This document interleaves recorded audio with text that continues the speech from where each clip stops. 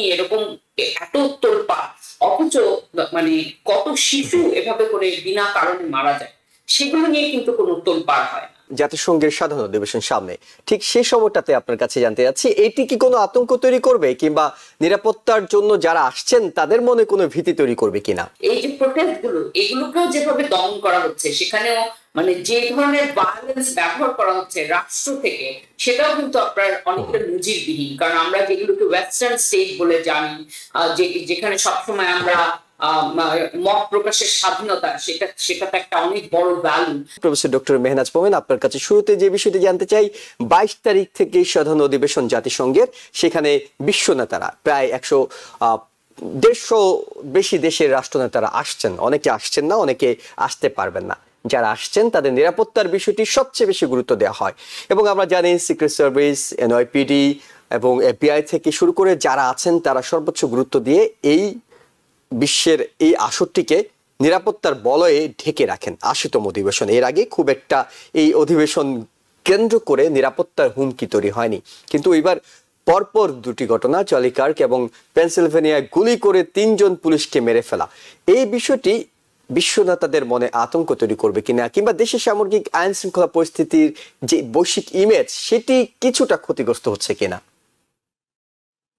আচ্ছা, আপনি যদি আমেরিকার বৈশ্বিক ইমেজ নিয়ে কথা বলেন, এটা তো আমি বলবো যে এই এই বছরে যখন থেকে নতুন প্রেসিডেন্ট আসলেন, সেখান থেকে বৈশ্বিক ইমেজ অনেকটাই একেবারে আপনার মানে একদম ধ্বংস হয়ে গেছেই বলতে পারবো। তবে নিরাপত্তার দিকটিও খুব গুরুত্বপূর্ণ, কারণ দেশে একটা এমন একটা অস্থিরতা, অস্থিতিশীলতা বিরাজ করছে, বিশেষ করে রাজনৈতিক এবং সাংস্কৃতিক, যেটা আপনার কি বলবো অনেকটা দুই ভাগে ভাগ হয়ে গেছে দেশ। তো এইটার যেহেতু আর কোনো মিড পয়েন্ট নাই যেখানে এসে এটার কোনো সমঝোতা হতে পারে, সেই জন্য এখন ভায়োলেন্সটাই হয়ে গেছে এটার একমাত্র টুল। তো এটা আসলে খুবই শঙ্কার বিষয়। কিন্তু এটার সাথে এটাও একটা বলে রাখা দরকার যে আপনারা যদি আমেরিকার মানে প্রতিদিনের খবর দেখেন, এরকম ধরনের বিভিন্ন শুটিং এ অনেক মানুষ প্রতিনিয়ত মারা যায়, বিশেষ করে ফুল শুটিং এ। কিন্তু ধরেন এই চার্লি কার্কের মৃত্যু, যেটা অবশ্যই দুঃখজনক, যে কোনো মানুষের মৃত্যু দুঃখজনক, কিন্তু একটি মৃত্যুকে নিয়ে এরকম এত তোলপাড়, অথচ মানে কত শিশু এভাবে করে বিনা কারণে মারা যায়, সেগুলো নিয়ে কিন্তু কোনো তোলপাড় হয় না। বরং আপনার এই যে গান ল, আর যেহেতু আমি টেক্সাসে আছি, মানে এখানে তো আপনার মানে কোন ধরনেরই আপনার কমন সেন্স গান ল নাই, এবং সেটার বিরুদ্ধে করা হয়। এবং আমি এর আগে একটা অনুষ্ঠানে বলেছিলাম, টেক্সাস এখন একটা নতুন বিল পাস করেছে, যেটাতে আপনার ক্যানন, কামানকে আপনার স্টেট গান, টেক্সাসের স্টেট গান হিসেবে স্বীকৃতি দেওয়া হবে। তো এরকম যখন পরিস্থিতি, একটা জায়গায় যখন এরকম সাংস্কৃতিক পরিস্থিতি, গানকে এরকম সেক্রেট, এরকম একটা বেদিতে স্থাপন করে পূজা করা হচ্ছে, তো সেই দেশে আপনার এইভাবে করে মানে ধ্বংসযজ্ঞ হবে না, ভায়োলেন্স হবে না, সেটা তো আশা করা যায়। এটি এটি নতুন কিছু নয়, কিন্তু প্রশ্নটি উঠছে কারণ জাতিসংঘের সাধারণ অধিবেশন সামনে, ঠিক সেই সময়টাতে আপনার কাছে জানতে চাচ্ছি, এটি কি কোনো আতঙ্ক তৈরি করবে কিংবা নিরাপত্তার জন্য যারা আসছেন তাদের মনে কোনো ভীতি তৈরি করবে কিনা? তারা তো জানেন বন্দুক হামলা আমেরিকাতে হয়, প্রায় হয়।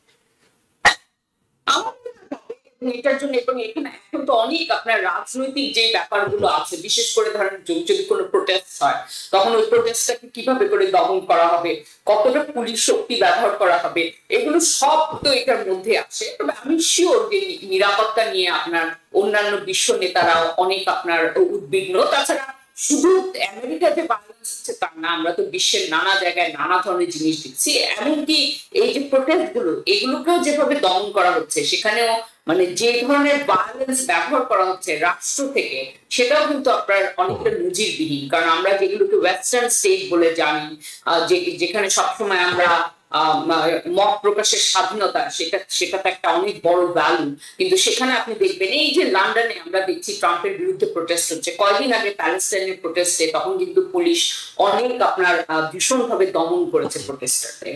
সেই তুলনায় গ্লোবাল সাউথ, আপনি যদি দেখেন মেক্সিকো সিটিতে অনেক বড় প্রোটেস্ট হয়েছে গাজাকে নিয়ে, এবং মেক্সিকোর এখন যে প্রেসিডেন্ট উনি কিন্তু একজন জুইশ প্রেসিডেন্ট, কিন্তু সেখানে সেটা অনেক আপনার মানে ভালো মতো একটা প্রোটেস্ট হতে পেরেছে, যেগুলো আমরা যে ভ্যালুস গুলো আমরা গ্লোবাল নর্থ থেকে আশা করি সেগুলো কিন্তু এখন আমরা আমেরিকা, ইউরোপ, ইউকে এসব জায়গায় আমরা অ্যাক্টিভলি এখন পাচ্ছি না এবং এইসব বিষয় নিয়ে অনেক আলোচনা হচ্ছে, মত প্রকাশের জায়গা থেকে শুরু করে গণতান্ত্রিক যে চর্চা সেই জায়গাগুলো নিয়েও আলোচনার সুযোগ রয়েছে, আলোচনা চলছে।